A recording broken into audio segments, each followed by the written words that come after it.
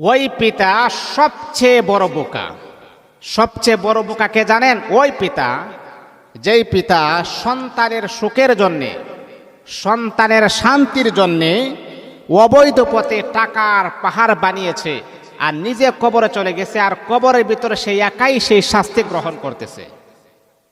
এই যে আপনি আপনার সন্তানের জন্য অবৈধ পথে যে টাকার পাহাড় আপনি বানিয়েছেন, যে সম্পদের পাহাড় আপনি বানিয়েছেন, আপনার এই সন্তান আপনার অবৈধ টাকার ভিতরে সে থাকবে, আরাম আয়েশে থাকবে, আপনি কবরে চলে যাবেন, আর আপনার শাস্তি আপনি নিজে একাই গ্রহণ করতে হবে। তাহলে আপনার কি উপকার হয়েছে? কেন আপনি অবৈধ পথে সম্পদগুলা কেন আপনি জোড়ালেন, কেন আপনি অর্জন করলেন?